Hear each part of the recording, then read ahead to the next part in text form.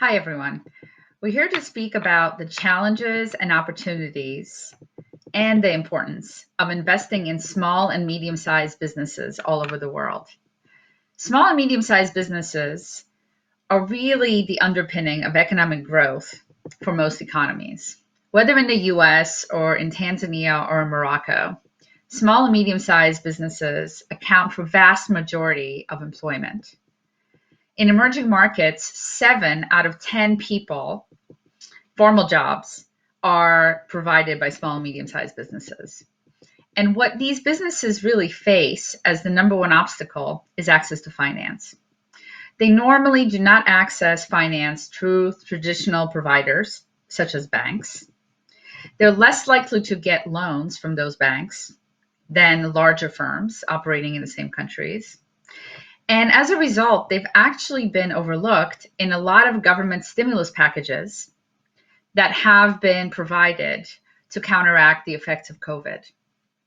So these SMEs are really being affected, not only because they happen to be in the countries where they're being hit by COVID and they're losing customers, they also really do not have access to financing that they would need to overcome that challenge. What's even more significant is that a lot of these small businesses are operated by women, and women have been hit much harder than other entrepreneurs during this crisis because traditionally they're also providers at home. So now they're dealing with stresses of not only running their businesses or being managers or employees of businesses that are suffering from COVID, they also have crises at home that they have to take care of. So we've started thinking about how can SME financing and how can SME supporters really help these businesses overcome this crisis and build a much more resilient recovery. SEAF, the company that I'm co-leading, has been investing in small and medium-sized enterprises all over the world for the last 30 years. We've made lots of investments, and what's more important, we have helped these small, medium-sized businesses with capacity building, with technical assistance, and with building resilience against economic and climate uncertainty so that they grow and provide additional jobs in their communities. But post-COVID, we started thinking, what can we do that will be more significant in what we're thinking of as the post-COVID world?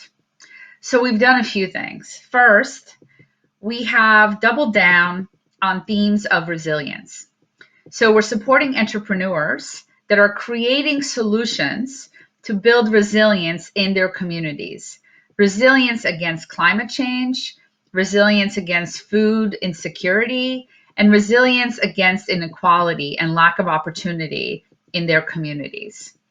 We're providing flexible capital, growth capital that is not straight debt or straight equity in many cases, that allows the companies to really think long-term and channel the money to their growth, not immediate repayment.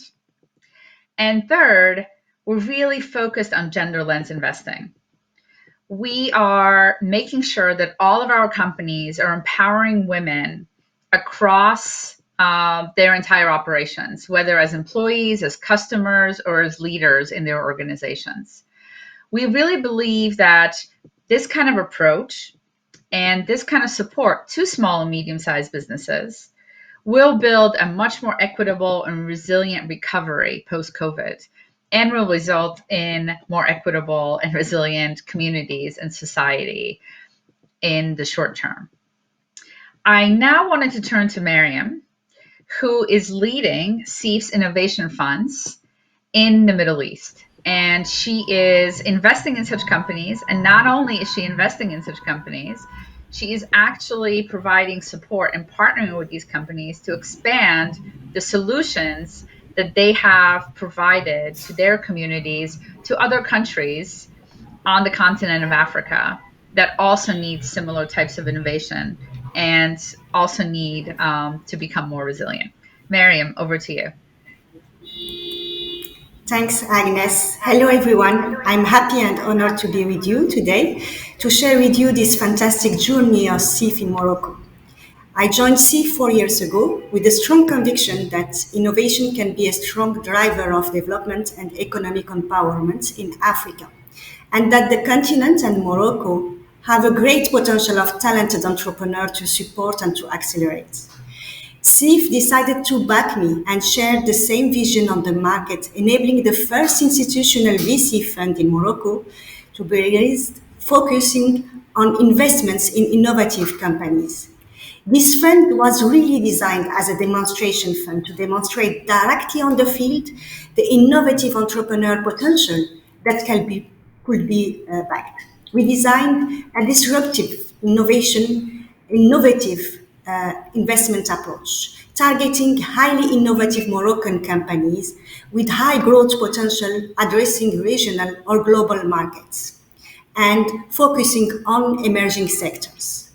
Our positioning is to support innovative projects led by talented Moroccan entrepreneurs, both local and from the diaspora, through the capital financing, but more importantly, actively managing portfolio companies to accelerate value creation and achieve exits with priority to the international market. 24 months after our first closing, we are happy to share some key achievements, attracting 30% more local investors and first-time investors in VC fund. And we have managed also to deploy more than 50% of our fund in less than 24 months. With our assistance, the portfolio companies showed a strong resilience towards the COVID-19 outbreak, being able to pivot and capture further opportunities. And our portfolio right now is attracting strong appetite from larger VC funds active in the continent. I think that the best way to show you this achievement is to share with you one example is the Sowit company. Sowit was founded in 2018 by two Moroccan young talented entrepreneurs, Hamza Rakha and Hamza Bendal. It's a startup providing decision support tools and information to African farmers. When SEAF invested in Sowit 18 months ago, the company was covering 3,000 hectares. It has reached today 30,000 hectares and is targeting 100,000 hectares. So it's providing with farmers and African farmers with critical information such as irrigation, quantity of fertilizer to input, or simply the harvest date in order to optimize the quality and then get premiums on the market. So it expanded in Ethiopia, Senegal, Tunisia, Ivory Coast, and Sudan in order to provide all African farmers with valuable data and information that enable them to sustainably optimize their yield because Africa has still a huge room of improvement and efficiency in terms of agriculture. SEAF supported SOWIT to go beyond these services and work with government and institutions on African farmer financial inclusion, building financial products such as insurance, credit scoring, and leveraging artificial intelligence and exclusive data collected on African continent. We believe with SOWIT that it is vital for Africa to work hand in hand with farmers, providing them with best-in-class information in order to reveal the potential and make sure Africa can nourish itself. Another example that is very interesting is MASMA, a startup founded by Amin 4 years ago and tackling the huge challenge of financial inclusion in Africa. Being unbanked can make acquiring basic services such as electricity, mobile airtime, and other services a really complicated task, limiting this population from achieving economic and financial inclusion. 4 years ago, Amin started MASMA with the vision of democratizing access to basic services for this population across Morocco and the continent by empowering the traditional retailers that are the heart of the communities in the continent. MASMA does this by enabling underserved and unbanked African access basic services like money transfer, bill payment through her network. By empowering traditional distribution network with a unique device and app-based technology to distribute a large catalog of digital services, the company creates a wealth of opportunities for thousands of traditional retailers and individual agents and facilitate inclusion for their unbanked and underserved consumer across the continent. Basma expanded in Tunisia, Senegal, and Congo, and SEAF investment has allowed Basma to grow its catalog of services and point of sales network. We have also worked with Basma to have access to international expertise and assistance in negotiating strategic partnership, including payment and financial services. SAFE is currently providing expertise and network to deploy MASMA technology in Central America, helping the company achieve its ambition of becoming an emerging market pure player. Our ambition today is to replicate our investment model and our track record in Morocco in the North African region and continue to support actively talented entrepreneurs to achieve their potential. Our approach can be summarized by the following sentence: think big, start small, and scale up. We are definitely in the scale up phase, and thank you for your attention.